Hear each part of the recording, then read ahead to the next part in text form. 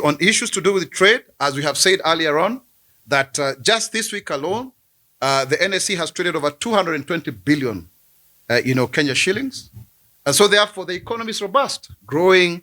If you look at the outlook of what was passed by cabinet, we are supposed to grow as a nation, the 4.7 trillion budget, over 5% economic growth. Kenya remains to be the #1 destination for all, startup capital and investment. Our private sector has grown from a -2 to 3. We are doing extremely well when it comes to the economy. And now that we are releasing over 255 billion of verified pending bills, there will be money circulating in the economy. And our, foreign reserves is at 2.3 billion US dollars, an all-time high. We recommend 4 months, but actually at 5.3. And the government, led by His Excellency President Dr. William Samoei Ruto, is very keen to ensure that our youth get up to 2 million shillings. 2 million shillings at less than 10% interest, single digit, so that they can get these soft loans to complement, that acceleration. So you have money you can get from Hustler Fund, you can get money from Nyota, and now you can even get money from the Youth Fund, which also is giving out money to those who are going to seek jobs abroad, and then they pay upon, getting the jobs. So you can see the deliberate effort to ensure that our young people are integrated into the economy. And so therefore, the government reaffirms its unwavering commitment to advancing intra-African trade and economic integration as key drivers of the continental prosperity and self-reliance through Africa Free Continental Trade Area, which we like to call AfCOFTA. And you even saw His Excellency the President, meeting various presidents in Africa, like Hakainde Hichilema of Zambia, to see how is it that we can work, because they have a bumper harvest there. How do we work together with them? How do they also get what we have? That kind of thing, because Africans must trade with Africans. That's the only way this Africa is going to stand up. We must be pragmatic. That is why we are calling for Afro-pragmatism. It's not a question of just mimicking and romanticizing with Pan-Africanism. We've got to take the best from whoever is offering what within the global ecosystem. That way, that is why our foreign policy has always been that we are looking forward, not west or east, but forward. So Africa will rise when it's able to integrate its 1.5 billion people together. And because we are in a knowledge economy, we are able now to spur economic development based on what we know about ourselves, espousing the spirit of Ubuntu, because we say, I am because we are not purely an individual contractual society, but sometimes superimposes some legal codes that are an antithesis to our very own progress. I hope you are getting what I'm trying to say. As Kenya participates in the 39th ordinary session of the African Union Assembly of the Heads of States in Addis Ababa, that has just concluded, the country remains focused on harnessing trade opportunities to promote sustainable growth, job creation, and regional stability. Looking ahead, Kenya will host the East African Business and Investment Summit on February 24th and 25th at the Safari Park Hotel in Nairobi, bringing together policymakers and business leaders to strengthen regional trade ties and advance the East African economic agenda. These efforts build on Kenya's 2026 diplomatic brief, which prioritizes economic diplomacy, diaspora engagement, and strategic global partnerships to position Kenya as a premier trade and investment hub on the continent. The government encourages Kenyan businesses, exporters, and investors to take full advantages of these platforms to expand markets and unlock new growth opportunities through sustained collaboration and regional solidarity. Kenya remains firmly positioned to advance Agenda 2063 vision of a united and prosperous Africa. In a significant push for youth empowerment and economic inclusion, the government led by President William Ruto has wrapped up the national distribution of grants under the Nyota National Youth Opportunities Towards Advancement Program Business Startup Capital Component. This initiative, designed to help young Kenyans entrepreneurs launch or grow their ventures, has been rolled out across all counties with a focus on transparency, accountability, and inclusivity, even extending to persons with disabilities and the refugee communities in some areas. The program complements other government efforts like affordable housing and Kazi Maju, aiming to foster job creation and local economic growth. The first phase concluded on 12 February. 121,800 beneficiaries nationwide have received a total of 2.586 billion Kenya shillings in grants, ensuring equitable distribution across all regions. They have also received business training, financial literacy, and will continue receiving business mentorship. Additionally, the Nyota project has another component on the job experience, OJE, a government initiative supported by the World Bank, providing 6 months of OJE apprenticeship for 90,000 vulnerable youth aged between 18-29 and up to 35 years for youth with disabilities to gain technical skills and a monthly stipend of Kenya shillings 6,000. The program targets from 4 and below education levels, focusing on sectors like mechanics and construction.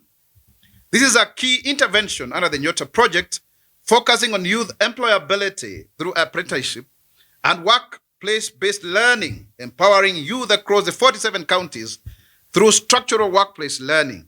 The program leverages master craftsmen and employers to ensure participants acquire local, practical, industry-relevant skills. Let me explain this very clearly. We've just finished that first phase of Nyota. So what's next? In the next 2 months, there is going to be a mentorship program between those who are beneficiaries and business development trainers, the youth officers, and the local businesses to see how the businesses are doing very well or how they need to be improved. So they'll be visiting businesses in the next 2 months. At the same time, we are rolling out the on-the-job experience, which is a 6-month program for those who have applied, and the deadline has been extended, by His Excellency the President, and it will target 90,000 youth who will be paid 6,000 shillings every month. And this is from 4 leavers and below. Already 880,000 people have applied. The third component, which is very important, is recognition of prior learning, where we are going to issue certificates to those who are already in the profession, like mechanics, craftsmen, plumbers, all of those that require to be recognized because they already have the experience. You will agree with me that more often than not, you find people who have more experience than what we teach in schools. And they're even the ones who train our young graduates upon, going into the job market. So the Nyota program continues. And of course, we'll be making further announcements as governments about the second phase 2 of the business support.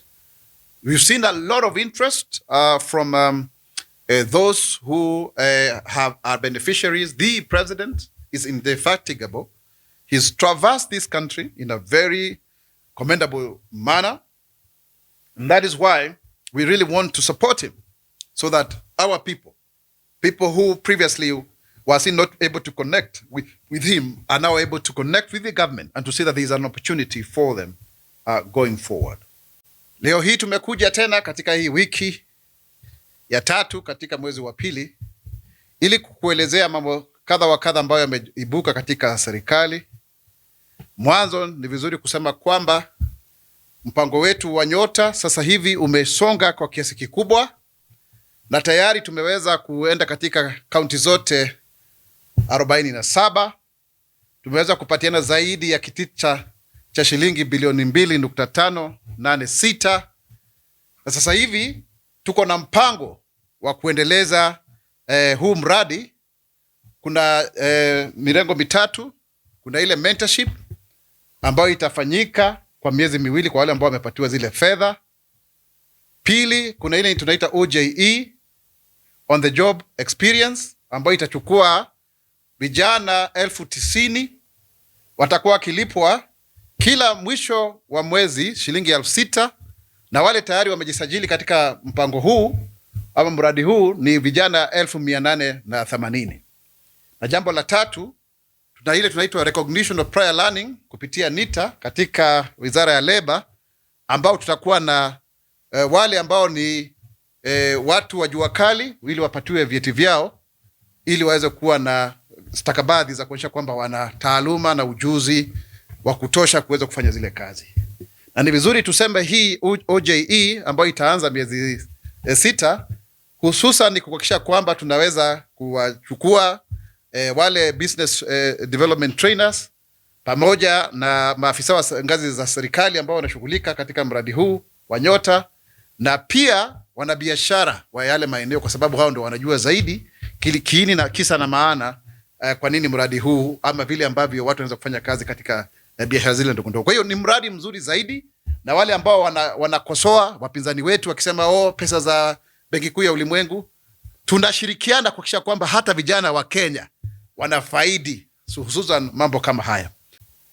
On infrastructure, for Kenya to move towards a first world status, as now famously known by many, Singapore, these 4 pillars. We need large-scale infrastructure, and a flagship project exemplifying the vision is a 750-kilometer Isiolo-Mandera highway, part of the Horn of Africa Gateway Development Project. This 100 billion initiative represents the longest single road construction undertaking in Kenya's independent history, addressing decades of underdevelopment in northern Kenya. The Kulamawe-Modogashi section, recently inspected by the President, alongside the Deputy President, Professor Kithure Kindiki, has achieved approximately 45% completion. The corridor spans from Isiolo through Kulamawe, Modogashi, Habaswein, Samata, Wajir, Tabaj, Kotulo, Kobo, Elwak, Gare, Ramu to Mandera. I think you know that famous thing, Itoke Gare, Iende Ramu. You know that one. And is being upgraded from gravel to bitumen. It will enhance mobility, boost trade, and foster socio-economic opportunities in Isiolo, Wajir, and Mandera counties, because no county is inferior to another, correcting historical injustices and integrating northern Kenya into the national economy.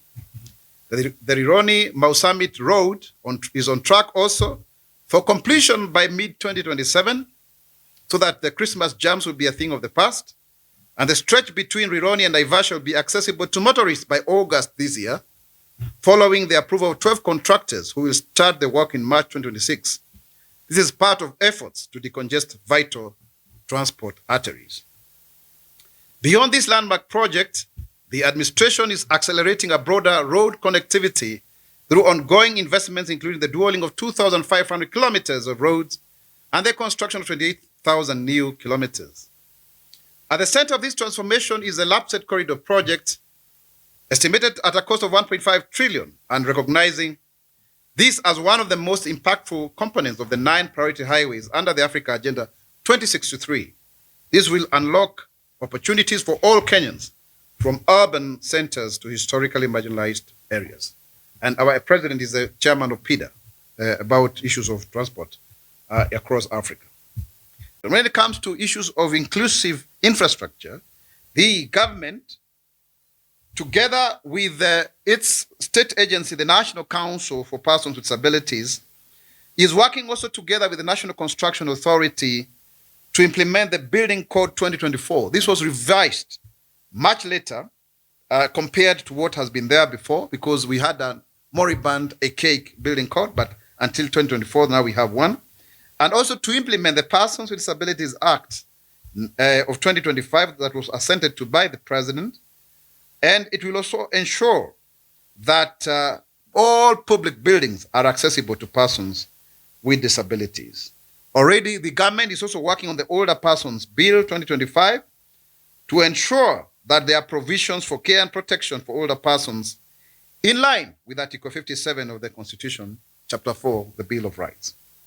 In addition, we are very critical in ensuring that the National Assessment of Older Persons and the Aging will inform the development of evidence-based policies that will support our programming and interventions going forward. Further to it, and this is really new, I think you need to capture this very well, that there are already plans underway to train 600,000 mothers, including sole caregivers, to access to government procurement opportunities, popularly known as AGPO, so that they are also able to participate in business. And already you can see the issue of gender-based violence has been addressed because of the report that was already handed over, just recently by the task force that was put in place by His Excellency the President. Mambo ya mbolea gushi pia tunaangazia sisi kama serikali kuhakikisha kwamba wakulima wetu wanapata pembejeo ambazo zinazofaa. Kisa na maana ni kuhakikisha kwamba tunapata huduma nzuri na chakula cha kutosha, nafaka ya kutosha. Najua kumekuwa na kiangazi, lakini ndugu zangu, ningependa kuambia Wakenya wenzangu, tayari tumesha kupatiana chakula kwa zile kaunti 12 ambazo zimeathirika, na hususan zile ambazo zimeathirika kaunti 4 zaidi, na pia hata lishe kwa wanyama na maji. Sasa hivi tu tumekuwa na mazungumzo na katibu mkuu wa idara ile ya ESOLS, na tumeweza kuzungumzia mambo kama kuna ripoti ambayo ni NDB ambayo tutaweza kuwa tukijumuisha katika press statement yetu baada ya kumaliza mahojiano haya na waandishi wa habari. It is also important to state very clearly that when it comes to issues to do with the cash transfer program that has been given out to various groups, our senior citizens, and all of that, that now we have new components that are extremely important when it comes to showing that we are not leaving anyone behind. And let me elucidate that in a minute. To begin with, we have a clear presidential directive that has instructed the Ministry of Labor and Social Protection to ensure that there is recognition of the compounded vulnerabilities faced by women, youth, and persons with disabilities, elders, and children within minority communities. There is therefore a shift by the government to provide universal birth registration, youth leadership programs, disability inclusive infrastructure, targeted social protection, and strengthened measures to prevent and respond to gender-based violence. Some of the action points taken is: number one, that the State Department for Social Protection and Senior Citizen Affairs has developed a roadmap for the enrollment of the minority and marginalized communities into cash transfer programs. Further to it, there is also a liaison with the National Treasury to provide required additional funding. Remember very well, there is a directive to create a 500 million cash transfer program for those who are marginalized in the sector. So this is on course. And also those with severe disabilities that are receiving grants, they have risen from 46,000 to 63,938. And orphans and vulnerable children are now 438,804. Please take note of those numbers. Overseas, 438,804. What about our senior citizens?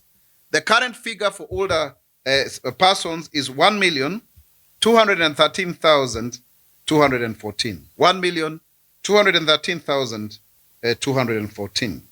The government will closely work with minorities and other groups to ensure that that which we are doing is very important. Pia ni vizuri kusema kwamba tunaangazia sana hususan masuala ambayo Mheshimiwa Rais William Ruto amezungumzia akiwa kule Umoja wa Afrika AU, na akasisitizia sana mwanzo lazima Afrika iweze kuwa na viti vya kudumu katika ile baraza la usalama la Umoja wa Mataifa, kwa sababu haitokuwa kwamba, na hata katibu mkuu wa Umoja wa Mataifa Guterres akasema kwamba tumesonga mbele, ni miaka zaidi ya 80 tangu kuwe na vile vitu vya kudumu. Kwa hiyo ni muhimu sana bara la Afrika liweze kuwa na viti ambavyo vitakuwa vinashughulikia, na rais mwenyewe alipatiana ripoti yake nzuri sana, kwa sababu yeye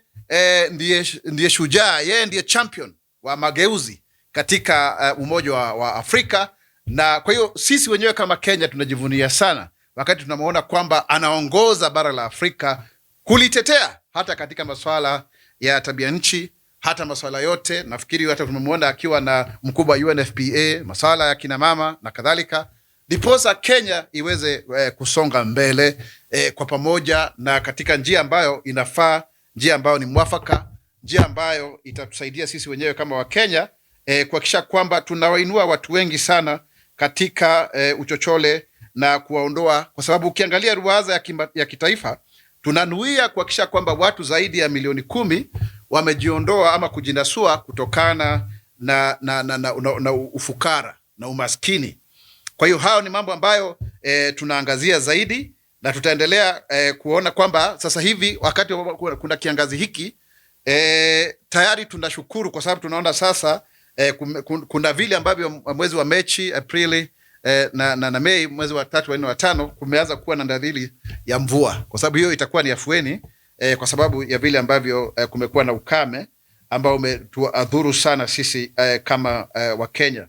Na tunasema kwamba kwa wale ambao tayari pengine wangependa kucheza siasa na ukame, wakome kabisa, kwa sababu hilo sio jambo ambalo ni nzuri zaidi. Jambo lingine ambalo tungependa pia kuangazia zaidi ni katika sekta ya barabara. Tayari tumeweza kupatiana fedha wale ambao tayari tulikuwa na zile pending bills, shilingi bilioni 255 na zikiwemo nyingi katika sekta ya barabara na miundo msingi, ndiposa waweze kufanya biashara, kwa sababu watu wanasema kwamba serikali imewekea watu fedha. Hilo ni jambo ambalo tunalishughulikia sana, na ni vizuri tuseme kwamba hivi karibuni hii barabara ya Mau Summit Rironi itaanza kujengwa. Kuna wanakandarasi 12 ambao wataanza kufanya ile kazi, ndio huo mradi uweze kusonga kwa kasi mno sana. Hata wakati tunaangalia ile ruwaza yetu ya Singapore ambapo tunanuia kujenga mabarabara kilomita 28,000 na kufanya ile dual kama vile Thika Road ilivyo kilomita 2,500 2500, na pia mpango wetu wote wa LAPSSET ambao kutusaidia sana zaidi ya kaunti 11 ambazo zinahusika.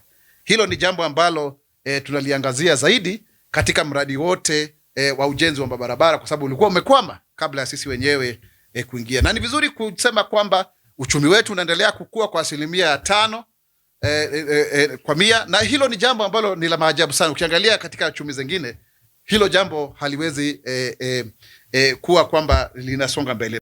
The government has officially launched the Agripreneur Extension Program in West Pokot County, marking a significant milestone in the modernization of agricultural extension services and the acceleration of sector transformation. The program builds on the success of the National Farmer Registration Exercise, which has registered 7.2 million geotagged farmers on the digital platform. This digital infrastructure strengthens precision in targeting government interventions, enhances transparency and accountability, and fosters stronger linkages between farmers, input suppliers, produce markets, and financial institutions. Nationally, 9,450 youthful agripreneurs across 46 counties have been engaged to strengthen last-mile extension delivery, ensuring farmers receive timely advisory services, digital support, and improved access to market information.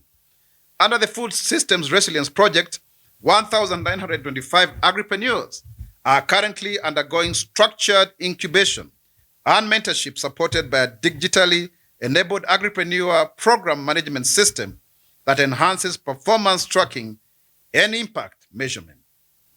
The Agripreneur Extension Program is anchored in the bottom-up economic transformation agenda and the Agricultural Sector Transformation and Growth Strategy 2019-2029, both of which prioritize enhanced food security, reduced agricultural imports, increased exports, and improved farmer incomes through productivity, growth, and data-driven decision-making. The government remains committed to building a modern, resilient, and technology-enabled agricultural sector that empowers farmers, creates jobs for young people, and drives inclusive economic growth. Now, when it comes to further to other matters, let me focus on agriculture. It's very important because it's the backbone of our economy.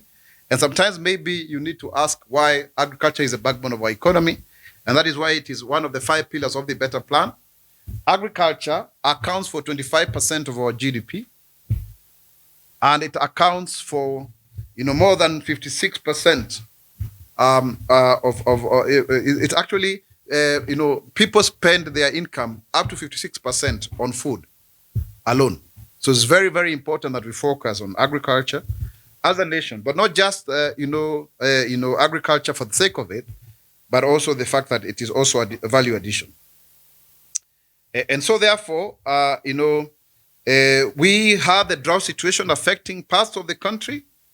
And as you may be aware, the cabinet authorized the release of 4.1 billion, that is 2 billion every 2 weeks. And once the counties that are on high alarm are only 4: Mandera, Wajir, Kwale, and Kilifi. And the other 12 counties are actually on the alert stage. However, as earlier forecasted by the Kenya Meteorological Department, most of parts of the country received rainfall actually last night. This development is encouraging news, particularly for our farmers, and is expected to ease drought conditions in several affected areas. Sunny intervals are expected over most parts of the country this week. However, rainfall is expected to continue over parts of the highlands east and west of Rift Valley and the southeastern lowlands. Strong southeasterly winds above 25 knots are expected in Turkana and Marsabit counties. This is very good news. The government continues to demonstrate preparedness and steady progress in the implementation of the Long Range 2026 programs. As of Friday, 13th February 2026, a total of 6,383,512 farmers have been successfully onboarded onto the farmers database following the national registration exercise, ensuring broad-based access to subsidized farm inputs. To guarantee timely availability of fertilizer, 1.938 million bags are currently in stock at the National Cereals and Produce Board stores nationwide. Cumulatively, 2.133 million total bags have been dispatched, with 1.937 million bags already redeemed by farmers. And this reflects the program's efficiency and the growing uptake of farmers, across the country. Through the e-voucher system, the government has issued 15.779 million vouchers, with 330,482 vouchers redeemed to date. So far, 194,002 farmers have benefited directly from fertilizer redemption across 161 depots in 45 counties. The cumulative value transacted under the program stands at whopping 4.841 billion. These figures underscore the scale, transparency, and operational momentum of the program. Na nikirejelea mambo ya wamama na hata na kadhalika, tumeona watu wengine, na tunataka kukashifu kama serikali tabia mbaya ya yule mtu tuliyemuona, yule Mrusi akisumbua mama wetu hapa. Hilo sio jambo ambalo ni nzuri hata kidogo, lakini tujipende sisi, tujipende kama Waafrika. Usione tu ngozi nyeupe unafikiri kwamba sasa umeenda kutajirika. Hiyo ni aibu kubwa sana. Nasema hivi kama msemaji wa serikali na Mudhongo wa Ruiru. Tuache haya maneno ya kuwa kwamba tukiona tu ngozi nyeupe hivi tunakimbia huku. Tujienzi kama Waafrika.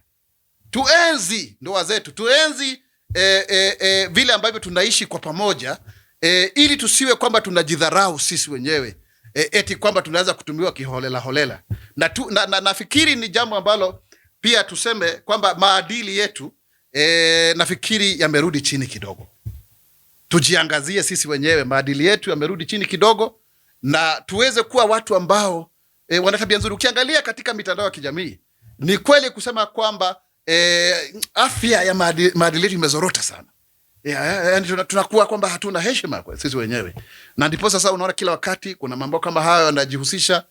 Na tunawafundisha nini watoto wetu? Kwa sababu ndivyo tunaweza kufanya miundo mbingu, tunaweza kufanya miundo msingi, tunaweza kufanya mambo makubwa, lakini hii nchi yetu itaendelezwa kwa hulka na heba njema na tabia nzuri.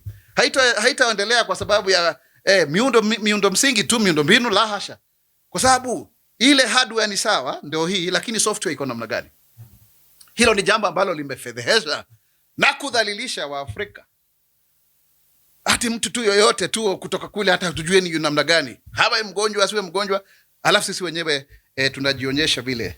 Na tuangazie maswala kama tuangalie hususan maswala kama hayo na tusonge mbele.